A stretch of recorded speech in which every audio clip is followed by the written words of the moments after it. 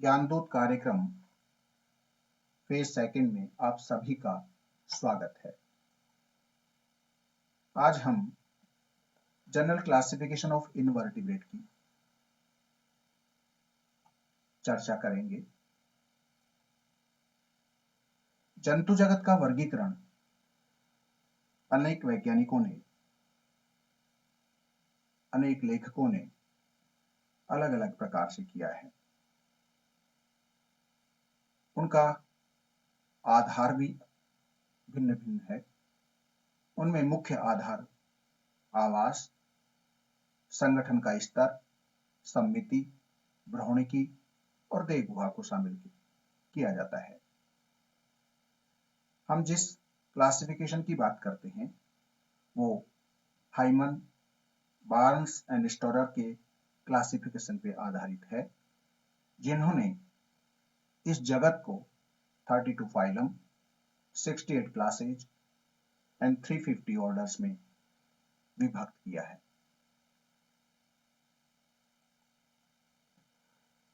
जंतु जगत को दो सब जगत में या उप जगत में विभाजित किया गया है। नंबर 1 प्रोटोजोअन्स और number 2 metazoans. Protozoans, proto means first और प्रिमिटिव, जोअन्स मीन्स एनिमल्स।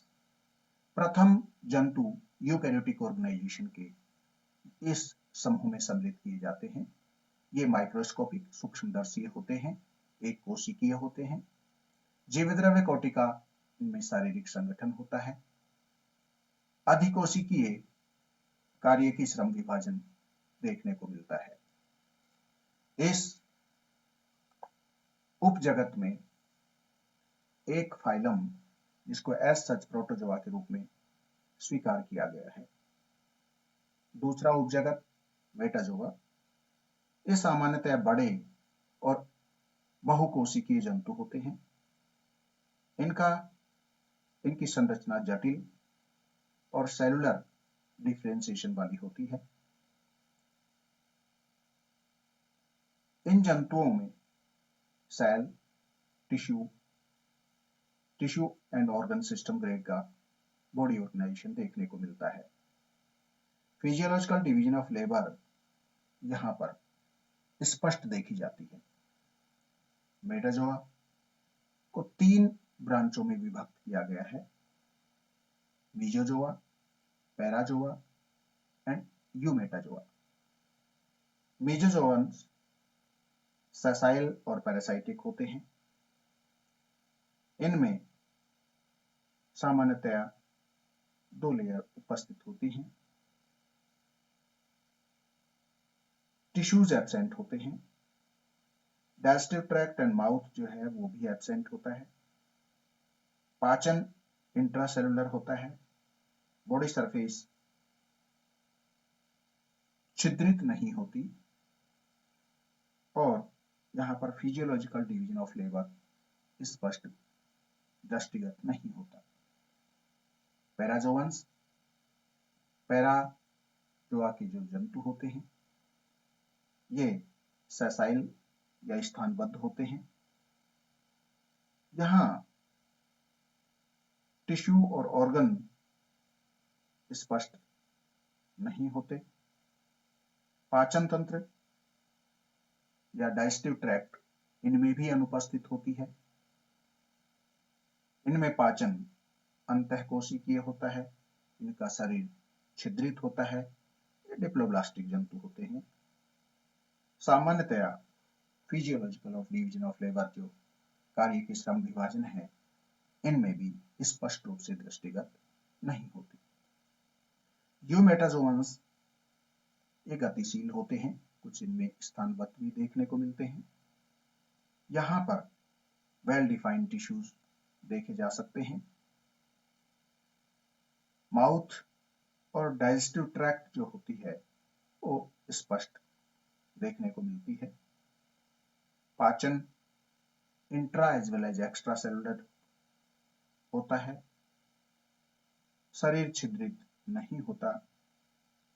कार्य की श्रम विभाजन स्पष्ट दृष्टिगत होती है। अर्थात इन जंतुओं में यू मीन्स एडवांस और मेटाजोअन्स मीन्स मेटाजोआ के ये एडवांस जंतु होते हैं, सुविकसित जंतु होते हैं।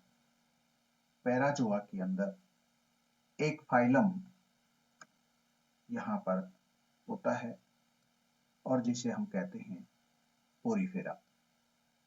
पोरीफेरा जो नाम है उससे स्पष्ट दृष्टिगत होता है। पोरीफेरा,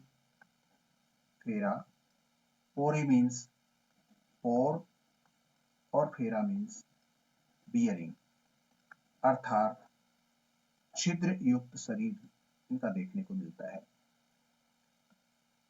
इस समूह में और भी खास बात होती है। सामान्यतया यहाँ पर प्रोटोगाइनी देखने को मिलती है और प्रोटोगाइनस कंडीशन में स्त्री पूर्वता कहते हैं जो यहाँ देखने को मिलती है। डिप्लोब्लास्टिक जंतु होते हैं। बाहरी डर्म इनकी पेनेकोडर्म कहलाती है। आंतरिक सतह जो होती है उसे कोइलोडर्म कहते हैं। इनमें वाटर कैनाल सिस्टम यहां देखने को मिलता है। नाल तंत्र जिसे हम कहें वो इन जंतुओं की खास बात होती है। कंटक उपस्थित होते हैं जो कैल्शियम, सिलिका और स्पंजन फाइबर्स के बने हुए होते हैं। यूमेटाजोअन्स एडवांस जंतु होते हैं, विकसित जंतु होते हैं और इसको दो ग्रेड या कोटि में विभक्त किया जाता है। पहला यहां रेडिएटा और दूसरा बाइलेटेरिया। ये दोनों कोटि या ग्रेड सममिति पर आधारित होती हैं। रेडिएटा में रेडियल सिमेट्री, बाइरेडियल सिमेट्री वाले जंतुओं को शामिल किया जाता है। बाइलेटेरिया के अंदर बाइलेटरल सिमेट्री या द्विपार्श्व सममिति वाले जंतुओं को सम्मिलित किया जाता है। रेडिएटा के जो जंतु होते हैं इनमें ऑर्गन सिस्टम वेल मार्क नहीं होता है क्योंकि ये डिप्लोब्लास्टिक होते हैं। यहां पर तीसरी लेयर नहीं मिलती है। बाहर की डर्म एपिडर्मिस और अंदर की गैस्ट्रोडर्मिस कहलाती है। लेकिन इन जंतुओं में दोनों लेयर के बीच में मीजोग्लिया देखने को मिलती है जिसमें अमीबॉइड सेल्स उपस्थित होती हैं। सीलोम नहीं देखने को मिलती। उसके स्थान पर हम यहाँ पर इनमें जो है एक कैविटी देखने को मिलती है उसे हम गैस्ट्रोवेस्कुलर कैविटी कहते हैं। यहाँ दंश कोशिकाएं उपस्थित होती हैं जो मुख्यतः स्पर्शकों पर उनकी संख्या अधिक होती है। कुछ जंतु ऐसे भी होते हैं जिनमें कॉम्ब प्लेट उपस्थित होती है। रेडिएटा के अंदर दो फाइलम को शामिल किया जाता है। पहला सिलेंट्रेटा और दूसरा टीनोफोरा। सिलेंट्रेटा, सिलेंटेरॉन जिन जंतुओं में गैस्ट्रोवेस्कुलर कैविटी या जठरवाही गुहिका उपस्थित होती है उनको सिलेंट्रेट कहते हैं।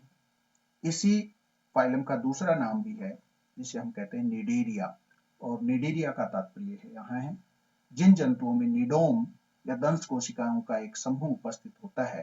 तो दंश कोशिकाओं के समूह जहां उपस्थित होते हैं उन जंतुओं को निडेरिया कहते हैं। तो सिलेंट्रेटा का जहां गैस्ट्रोवेस्कुलर कैविटी उपस्थित होती है उन्हें सिलेंट्रेट कहते हैं, और जहां निडोम 8 से 10 दंश कोशिकाओं के समूह को निडोम या बैटरी भी कहते हैं। तो जहां निडोम उपस्थित होती है उनको निडीरिया कहते हैं। ये जंतु यहां पर उपस्थित होते हैं। एक होता है टीनोफोरा समूह जो कि माइनर फाइला है। टीनो मीन्स कॉम्ब और फेरा means bearing. Comb plate bearing animals वो यहां इनको शामिल किया जाता है। सिलेंट्रेट्स रेडियल सिमेट्री दर्शाते हैं और टीनोफोरन्स बाइरेडियल सिमेट्री दर्शाते हैं। बाइलेटेरिया वाले जंतु बाइलेटरल सिमेट्री दर्शाते हैं। बहुत कम ऐसे होते हैं, एक ग्रुप है जिसमें पेंटारेडियल सिमेट्री शो होती है। Organ system, grade of body organization यहाँ देखने को मिलता है। मेजोडर्म यहाँ पर वेल डेवलप्ड होती है, अर्थात बाइलेटेरिया के जंतु ट्रिप्लोब्लास्टिक होते हैं। सीलोम उपस्थित है या नहीं है, इस आधार पर इनको यहां नीचे वर्गीकृत करेंगे।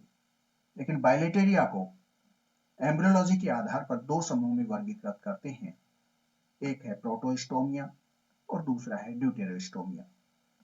Protostomia, proto means first, stomia means mouth. पहले मुख का निर्माण जिन जंतुओं में होता है उनको प्रोटोस्टोमियंस कहते हैं। एनस का निर्माण बाद में होता है। इसका मतलब गैस्ट्रुला के दौरान या गैस्ट्रुला से, ये गैस्ट्रुला, इस गैस्ट्रुला के ब्लास्टोपोर से, ये ब्लास्टोपोर, इस ब्लास्टोपोर से अगर माउथ का निर्माण होता है, ब्लास्टोपोर से अगर मुख का निर्माण होता है, इससे अगर मुख बनता है तो ये प्रोटोस्टोमियंस। और अगर इस माउथ के बजाय इस ब्लास्टोपोर से अगर एनस का निर्माण होता है तो ये ड्यूटेरोस्टोमियंस। ड्यूटेरोमन का मतलब होता है later on, deutero means later on और स्टोमिया मीन्स माउथ, अर्थात जिसमें मुख बाद में बनता हो उनको ड्यूटेरोस्टोमियंस कहते हैं। पहले एनस का निर्माण होता है।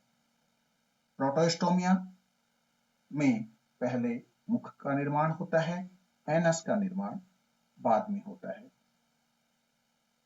तो इन जंतुओं में प्रोटोस्टोमियंस की बात अगर हम करते हैं तो यहां पर तीन फाइलम को, तीन कैटेगरीज होती हैं जो कि भ्रूण सीलोम के आधार पर इनको तीन समूह में वर्गीकृत करते हैं। पहला एसिलोमेट, दूसरा स्यूडोसिलोमेट और तीसरा साइजोसीलस सिलोमेट। अर्थात वे जंतु, ये सभी जंतु ट्रिप्लोब्लास्टिक होंगे, परंतु एसिलोमेट्स में सीलोम या देह गुहा उपस्थित नहीं होती। देह गुहा क्या होती है? एक्टोडर्म और एंडोडर्म के मध्य यहां पर मेजोडर्म उपस्थित होती है। यदि यह मेजोडर्म पूरे स्थान को घेर लेती है तो यहां पर स्पेस उपस्थित नहीं होगा, परंतु एक्टोडर्म और एंडोडर्म के बीच में ये स्थान बनता है और ये मेजोडर्म से अगर आस्तरित रहता है तो ऐसे जंतुओं को साइजोसीलोम या ट्रूसीलोम जो है बोलते हैं। यहां पर ये मेजोडर्म, यहां ये मेजोडर्म। तो एक्टोडर्म, मेजोडर्म, मेजोडर्म और एंडोडर्म, ये मेजोडर्म, यहां पर मेजोडर्म, यहां एक्टोडर्म। एक समूह बीच का जिसमें कि मेजोडर्म की कोशिकाएं कुछ समूह में विभक्त रहती हैं परंतु डर्म का निर्माण नहीं बनाती। Mesodermal cells are there but they not form a distinct derm. ऐसी जगह पर यह स्थान रहता है तो उसको स्यूडोसिलोम कहते हैं। यहां पर कोई स्थान नहीं है, इनको एसिलोमेट कहते हैं। यहां पर स्थान है लेकिन मेजोडर्म से आश्रित नहीं है, इन जंतुओं को स्यूडोसिलोमेट कहते हैं। और यहाँ स्थान भी है और मेसोडर्म से आस्तरित भी है, लेकिन यह मेसोडर्म मेसेनकाइमल सेल्स या मेसोडर्मल सेल्स के विभाजन से ये स्पेस बनता है, इसलिए इनको साइजोसिलस सिलोमेट कहते हैं। एक इसी के साथ में जो ड्यूटेरोस्टोमियंस में कंसिडर किया जाता है, एंटेरोसिलस सिलोमेट। इन जंतुओं में सीलोम का निर्माण एंटेरिक पाउच या एंडोडर्म के पाउच से होता है, अर्थात ये एंडोडर्म और इस एंडोडर्म से ये पाउच विकसित होता है और जो आगे चलकर कैविटी का निर्माण करता है। इस तरह से यदि एंडोडर्म से बनने वाले पाउच से सीलोम का विकास होता है तो इनको एंटेरोसिलस सिलोमेट कहते हैं। एसिलोमेट में प्लेटीहेल्मिन्थेस को शामिल किया जाता है। स्यूडोसिलोमेट्स में एस्केहेल्मिन्थेस को शामिल किया जाता है। साइजोसिलोमेट्स होते हैं, इनमें एनेलिडा, आर्थ्रोपोडा और मोलस्का वाले जंतुओं को सम्मिलित किया जाता है। यहां एंटेरोसिलस सिलोमेट जो होते हैं, इसमें इकाइनोडर्मेटा,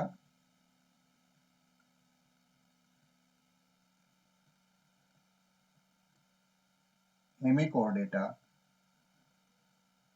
और कोर्डेटा को सम्मिलित किया जाता है।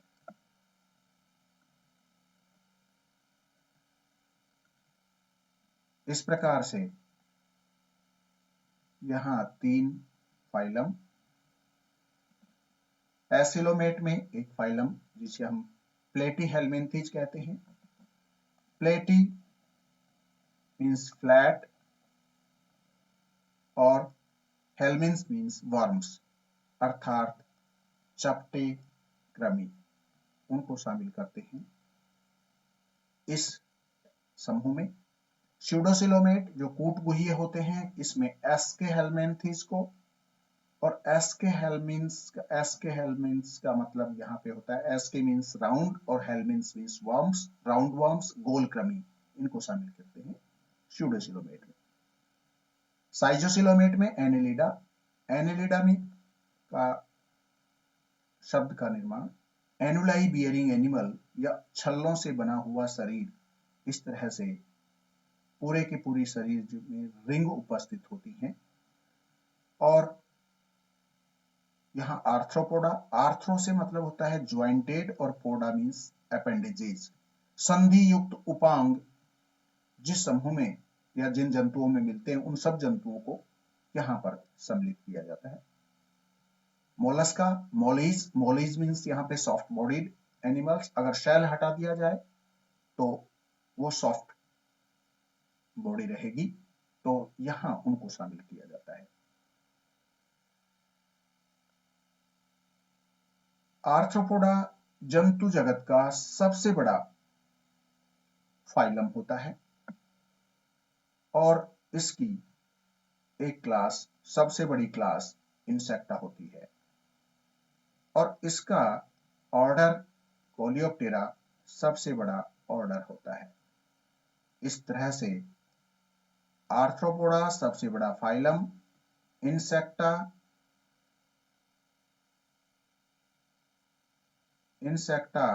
सबसे बड़ी क्लास और कोलियोप्टेरा सबसे बड़ा ऑर्डर, ये यहां पर देखने को मिलता है।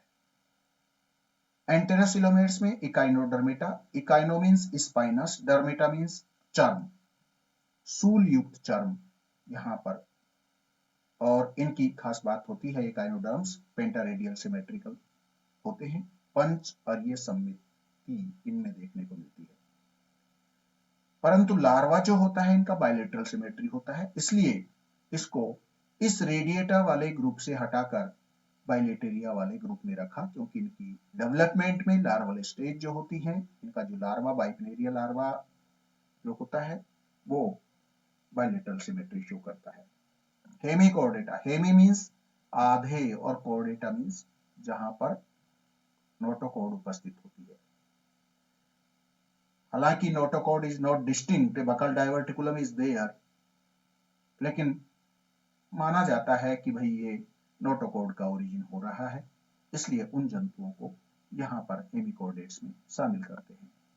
कॉर्डेट, कॉर्डेटा ग्रुप जिसमें नोटोकॉर्ड उपस्थित होती है। 3 फंडामेंटल कैरेक्टर जिनमें हम देखते हैं कि presence of notochord, presence of dorsal tubular nerve cord और presence of pharyngeal gill slits in any stage of development. परिवर्धन की किसी भी अवस्था में ये उपस्थित हैं तो वो सब जंतु कॉर्डेटा में शामिल किए जाते हैं। हालांकि विकसित कॉर्डेट्स जो हैं उनमें वर्टिब्रल कॉलम उपस्थित होती है, और यूं कह सकते हैं कि हायर कॉर्डेट्स में vertebral column replace the notochord, अर्थात वहां पर कशेरुक दंड उपस्थित होती है, नोटोकॉर्ड को रिप्लेस कर दी जाती है। Thank you very much. This is the whole classification, outline classification. यहाँ पर एनिमेलिया, सब किंगडम प्रोटोजोआ और metazoa, branch is the mesozoa, parazoa और eumetazoa, is the grade radiata और बाइलेटेरिया, डिवीजन प्रोटोस्टोमिया और deuterostomia, is the group acoelomates, pseudocoelomates and schizocoelomate और enterocoelomates, जिनमें protozoa में protozoa phylum, मीजोजोआ को हम यहाँ पर माइनर ग्रुप है, कुछ एक स्पीसीज हैं, बहुत ज्यादा नहीं है, 50 के आसपास स्पीसीज हैं, तो इसलिए बहुत ज्यादा यहाँ पर इसका रोल नहीं है। पैराजोआ के अंदर पोरिफेरेंस को शामिल करते हैं। रेडिएटा के अंदर रेडियल सिमेट्री वाले जंतुओं को शामिल करते हैं, जिसमें सिलेंट्रेट्स और टेनोफोरा माइनर फाइला है उसको शामिल कर लेते हैं। बाइलेटेरिया के अंदर प्रोटोस्टोमिया में एसिलोमेट, एसिलोमेट्स के अंदर प्लेटीहेल्मिन्थीज, स्यूडोसिलोमेट्स के अंदर एस्केहेल्मिन्थीज, साइजोसिलोमेट्स में एनिलिडा, आर्थ्रोपोडा और मोलस्का, और अंत में एंटेरोसिलोमेट्स जिनमें इकाइनोडर्मेटा, हेमिकॉर्डेटा और कॉर्डेट्स को सम्मिलित करते हैं। Thank you very much, thanks a lot.